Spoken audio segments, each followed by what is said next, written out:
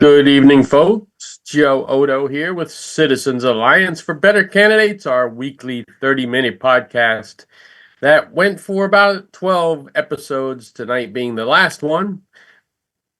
For weekly, anyway. We may come back once a month to do a 1-hour program. So that relies on some of your input. So those of you who want to be featured, like some of the future episodes, we're going to cover how to end gerrymandering in your state and stuff like that. Because you got to plan long term. 2031 is our target. That's when they redraw again. And so you got to put the pieces in place now. Now, tonight's episode, we're going to, we had a good episode last week about the post-election, and we're going to talk more about that tonight.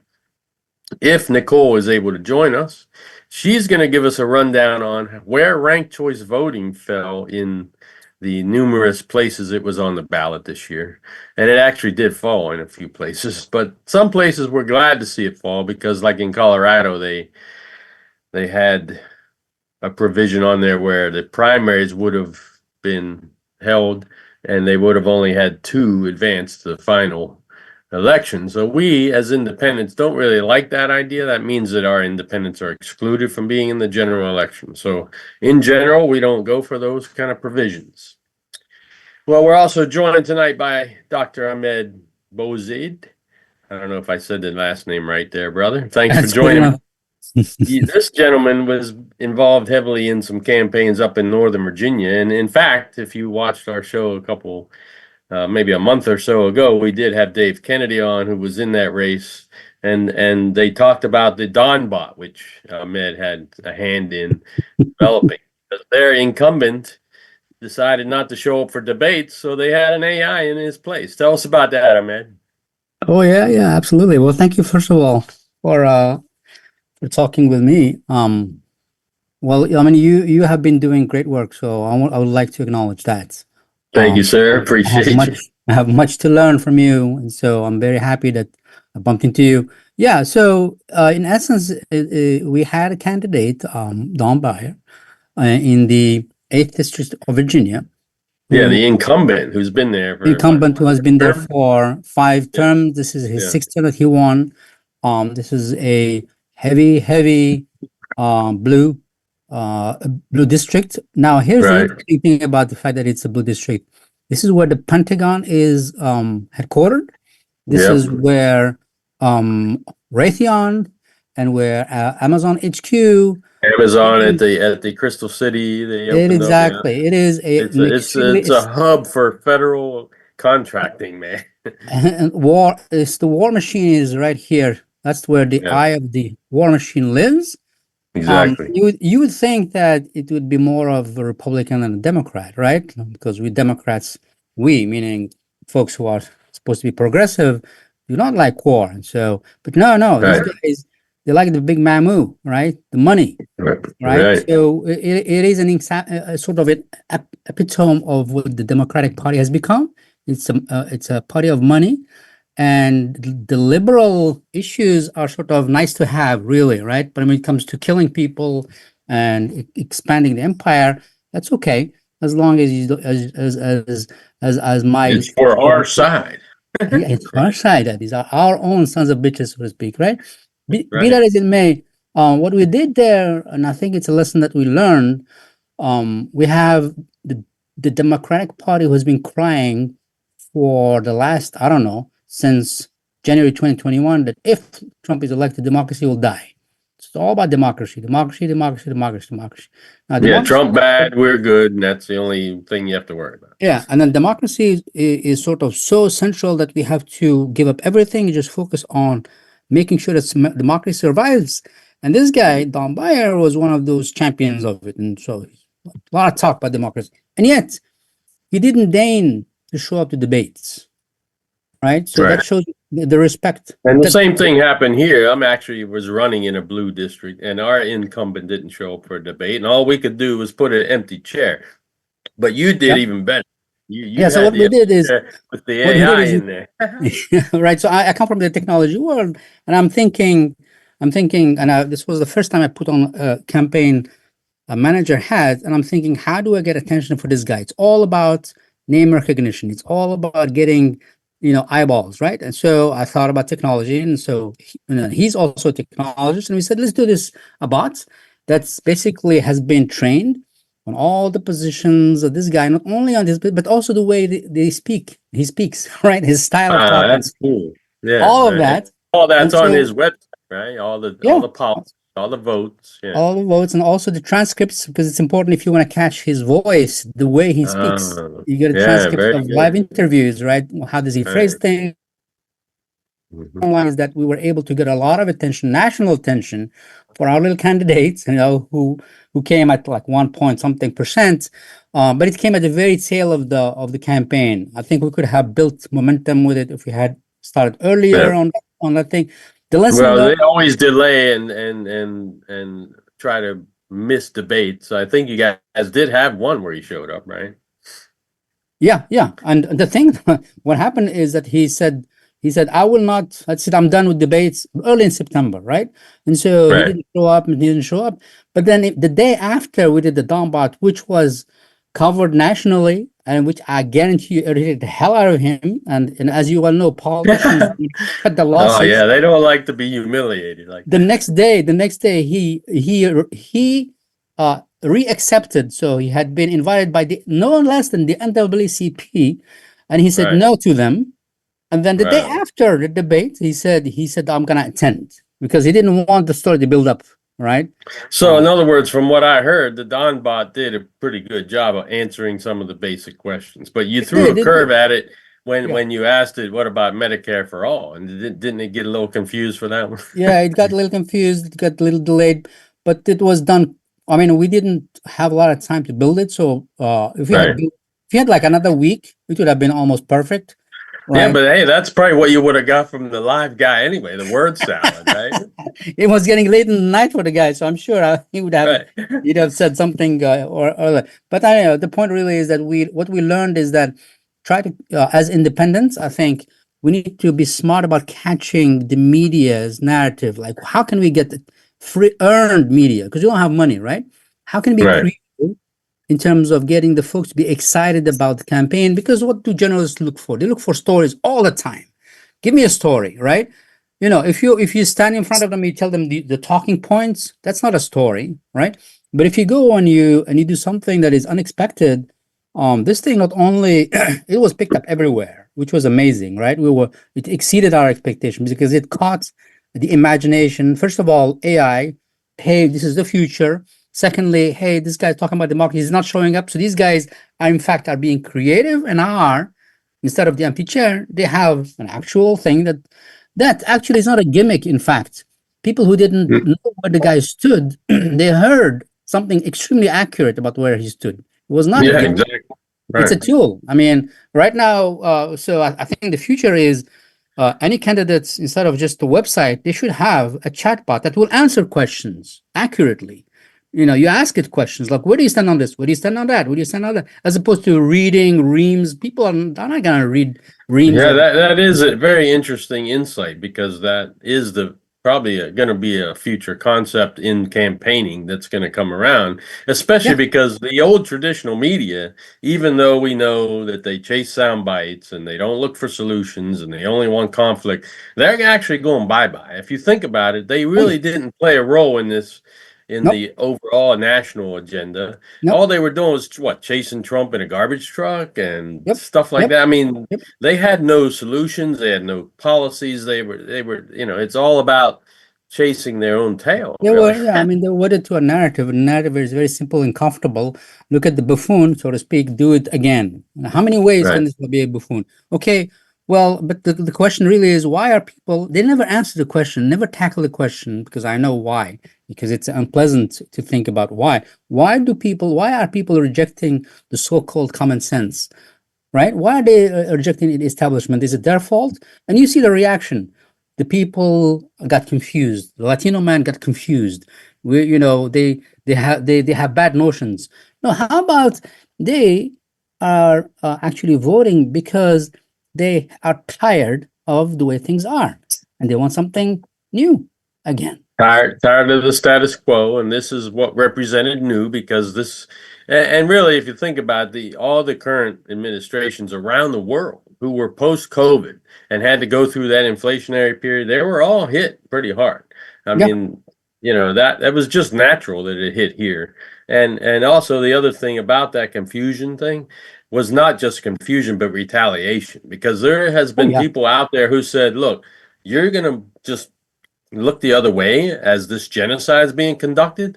Yeah. Well, you're not paying attention to our needs, so that means we're going to Yeah. vote for the other guy just to pay you back. Yeah, and exactly, and everybody has their own like grievance, which is a valid grievance, right? Okay, so I've lost. You're telling me that the economy is doing okay? That can't be true. That I have to pay twice the rent I used to pay. So Right. you're living in a Yeah. different world than me. So my retaliation against you and against you being so disconnected from me, I'm gonna go to the other guy, right? Right. Good point. Yeah. So everybody I think had.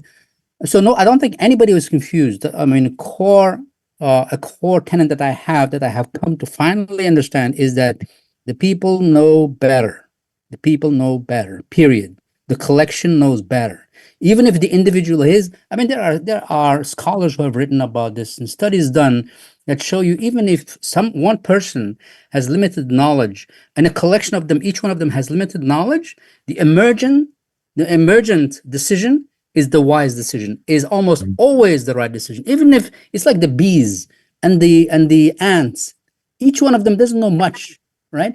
But collectively they do the right thing. Wow. That's a good analogy, man. And on top of that, I come from the world of artificial intelligence, and it's very interesting the way things have evolved in AI. In AI, we used to have expert systems, right? Expert systems were rule-based. You write rules, this and that, this and that. It's very declarative, right? And so you can say, okay, now we are going to build this system that will tell us what to do, and therefore here it is. Now, what we have gone to is something where it's all about data, and there are no rules as such, and the performance happens as a result of tiny decisions being made in billions of points, right? Tiny decisions. No one decision is the right decision, but they're all doing little decisions, and then it recognizes your speech, it recognizes your face, it recognizes whatever. It does magical things. So I think we're moving. I think we're moving away from a system where one guy represents hundreds of thousands of people at the congressional level, to hopefully something a lot more where the people are involved a lot more directly in like saying whether they want this bill or not. Do you want to support Ukraine or not? Okay, and I guarantee you, if that's the case, I don't know, probably the result is not the same. Do you want to continue sending billions of dollars to a genocidal state? Right? I guarantee you the decision will not be so clear cut as it is now. Like, oh, obviously, all the congressmen, 99% of them, yeah, of course we should send it, right? But the people are not aligned with that. So I'm a big believer in, I don't want to call it direct democracy because it comes with baggage, but something where the representative is representing the people, as opposed to the party. Yeah. Well, like behind me, there's a Citizen Power book over here. And that was Mike Gravel in 72, the platform that said the citizens should have a way to dictate how the votes go. They should have a way to shape the agenda. And that's sort of what you're working on with that representative thing, right? Right. Yeah. True representation of movement. If you go to trueupmovement.com, you will read all about it. It's and here is like a primer, a short primer, right? Oh, That good. gets Okay. that gets folks and the idea is very simple, right? The idea is, imagine if we elected our congressperson, and our congressperson was committed to voting on every single bill, and then the logistics of that, we talk about it here. Every single bill that comes in front of them, they themselves don't think at all. The only thing they do is they translate the will of the people, meaning, does the majority of my district want me to vote yay or nay? And I'll vote yay or nay accordingly, and that's it. Okay, so that's the idea. That's the core of the idea. Every single representative should vote according to the majority of their representatives on any given bill. Now, Yeah, that's what they are supposed to be doing, representing, right? That's it. That's it. They're supposed to be representing. Now, imagine the implications of this. Imagine the implications. If the congressperson is tied in this way, do you think that any lobbyist will give them any money? Good point. Why would they give them any money? Because Why? in other words, APAC won't be able to just pile them with mountains of cash to make sure they vote for the more. They don't have agency. They don't decide. That's it. I mean, you want to give me $1 million, I'll take the $1 million, but it's not going to influence my vote because my vote is completely dictated by, you may want to go and spend your money maybe in the media and do propaganda and so on and so forth. And then good luck to you. But as far as I'm concerned, I can't, my hands are tied, right? Now Mhm. imagine the implications of what kind of a person do you want? We don't need an orator anymore.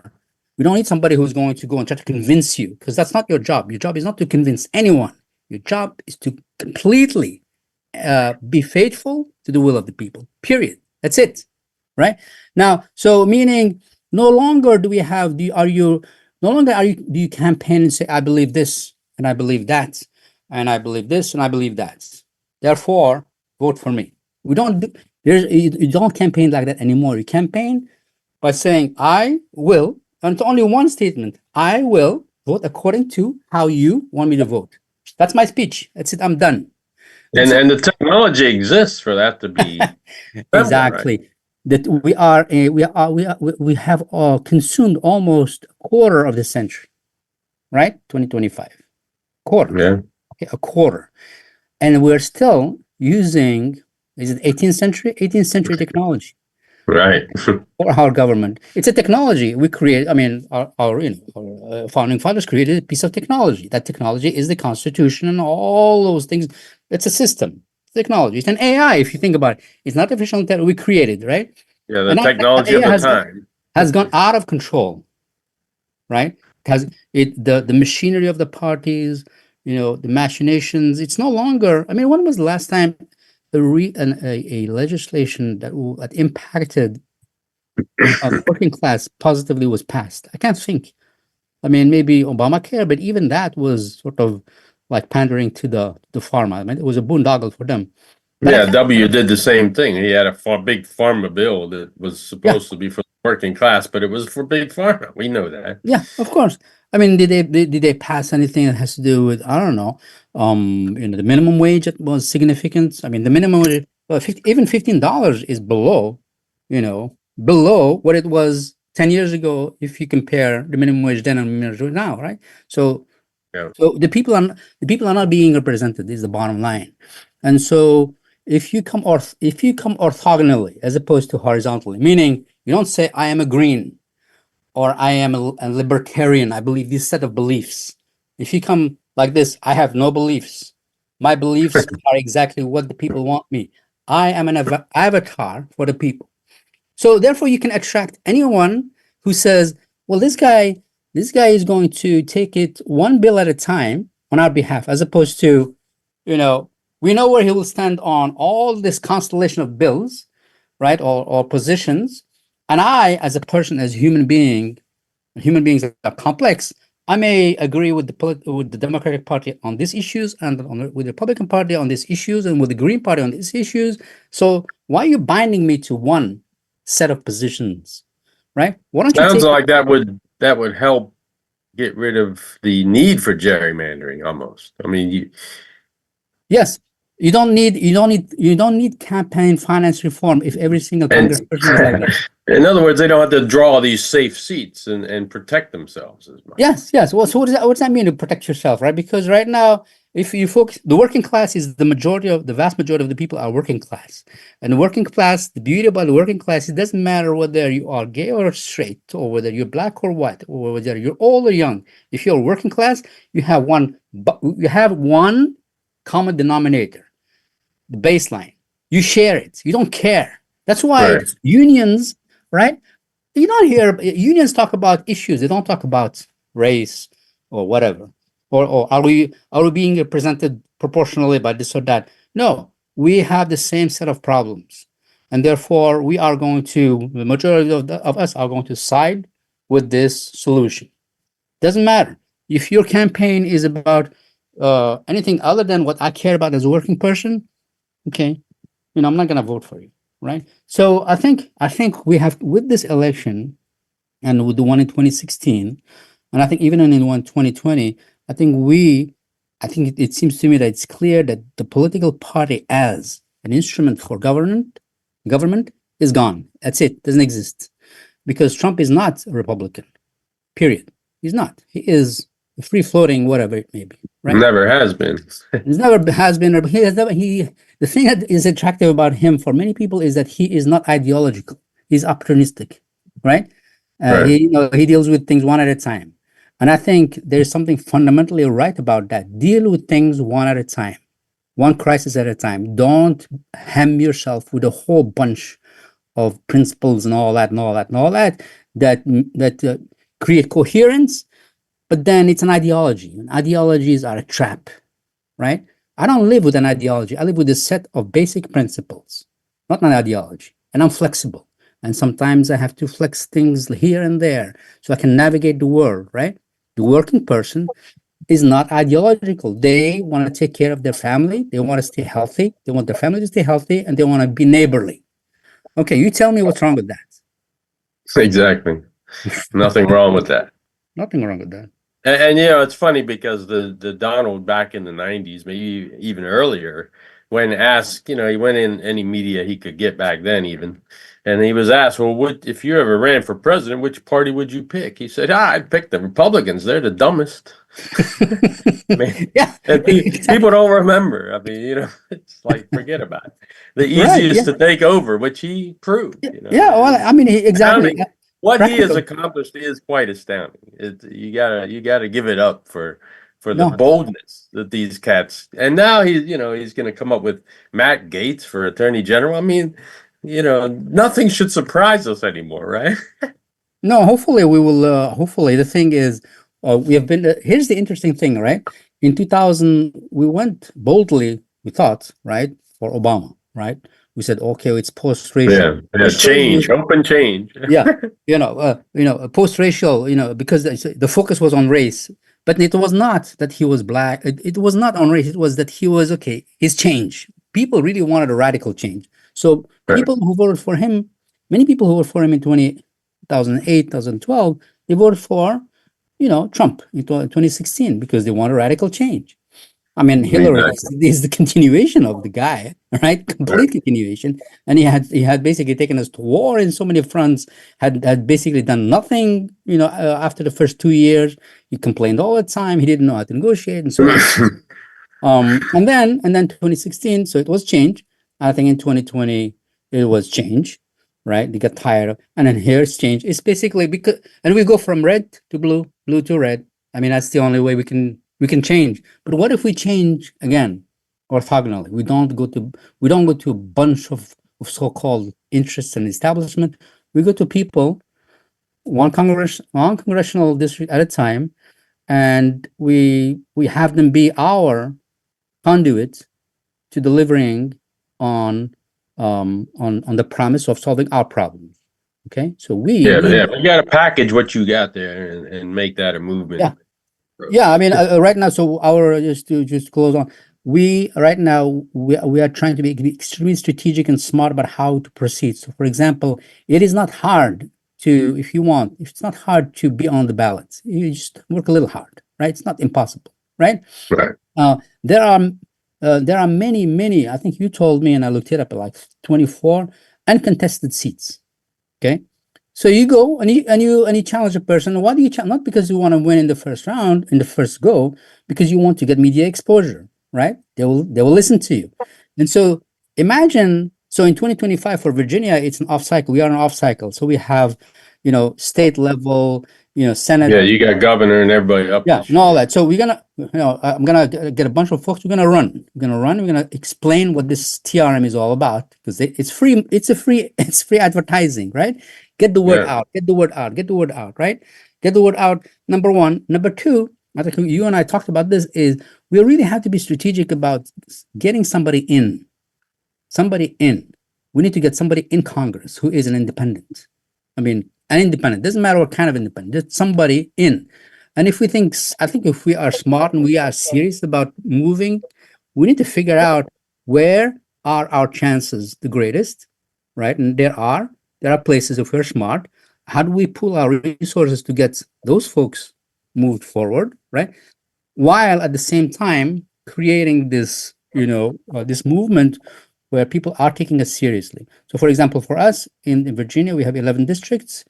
By the end of this year, 2024, we're going to have 11 people who will commit to running for the 11 district, right? At the same time, we're going to be connecting with the media, creating the story. They're hungry right now for story, and see where it goes, right? Nobody hates narrative, and this is a nice narrative, right? It's neither no, it's neither blue, it's something else, and it's coming this way that is non-ideological. And it is, again, I'm gonna poke at my technology people. I'm gonna say, hey, this is like AI, generative AI. Do you want to write an article about it, right? And let's see where it goes. But I think the time is ripe right now, independence. And I think what you're doing in terms of getting the coalition going, I think is hugely important, and I want to be part of that for sure. Yes, and you had asked earlier about the independent that came close in Nebraska there. I mean, basically a de facto Democrat because they had a one-on-one race and they dumped $3 million into that race, which he probably wouldn't have got if he was an independent. So there's still a lot of work to do on the independent, true independent side. Like we were asked, we had other people on who were saying, okay, well, I'm not, I want to vote independent. I go back and forth between R and D all the time, but that is really not an independent. So we haven't really defined what an independent is. RFK didn't help us this year because Yep. now we're really confused. What the heck is an independent? It really, to us and those of us who are trying to expand the definition of it, those who refuse to waste their vote for a R or a D, that's the status quo. That's continuing what's going on. It's broken system. And 40% of the people of voting age did not vote again this time. So these are the people that we need to Oh yeah, find and bring into the movement. yeah. But I think we need to make independent be more than simply a protest vote. I think it needs to become Yeah, exactly. something where we want power. We're not here to protest only. We want power, right? And so it's going to take a while. But I think, listen, if the Tea Party, right, was able to just erupt into the scene in 2010, okay, I think the independent movement can erupt because the frustration is massive right now.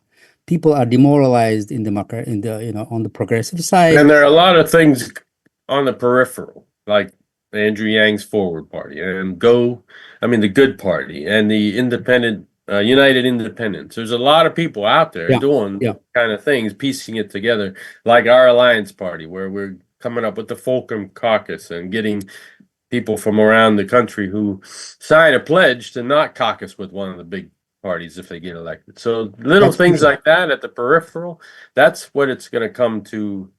It's got to come to a head, and Yeah, that's but the I think we need to give movement. we need to give meaning to independent that is more than, and it's going to be hard to do that, right? There's a meaning there. The meaning is that we are serious about governing. We are serious about taking over power. We are not here Yeah. just to test. We're not here just to give you a choice so that you can feel good about yourself. We want power. And so that's why we're trying to create this thing that hopefully will capture the imagination of the people and say, this is the future. I mean, let me ask you, Joe, let me ask you, do you think that This is our last minute. Go ahead. it is not the future of how we govern ourselves, that we are a lot more involved in how we govern ourselves? I mean, I think that's the future. I don't think we're going to remain with one person, literally one or two people making massive decisions for us. We have gone to a point where we're educated enough, technology is here, that the future, if we have one, has to be where people are involved directly, in decision making. It has to be like that. Yeah, exactly. And we're going to have to give them the civics lesson that's been missing. We're going to have to give them media literacy where they can recognize falsities, falsehoods, AI, duplications, all that. We gotta really help school people. You're right. I mean, it's an But education. the beauty, and then this is the last thing I'll say, the beauty is the following, is that study after study after study tells you that they don't have to know much. Collectively, If it's collective, we'll make the right decisions. You don't have to do a lot of, you don't have to be too smart, just common sense of the collective, not of the individual. If it was left to one guy who doesn't know much, he'll create a disaster. But if it's a collection of people, surely it's an amazing phenomenon.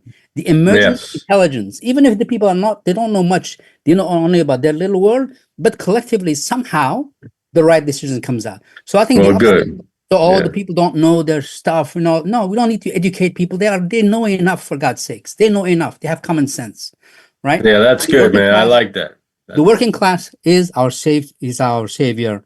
And thank you so much, Joe. Thank you for having me. Yes, sir. That's a good place to end it. Ahmed, thank you for Thank you, appearing Joe. tonight, Thank you so and much. We'll always talk some good, more. wise words, brother. Again, this is the sign off for the Citizens Alliance for Better Candidates. You can check out bettercandidates.org for the previous episodes and more to come as we attack gerrymandering maybe later, and maybe we'll do a 1 hour, 1 month, once a month program. So thanks everyone for tuning in. You're welcome to shoot me an email. Feedback is welcome. Good night, everyone.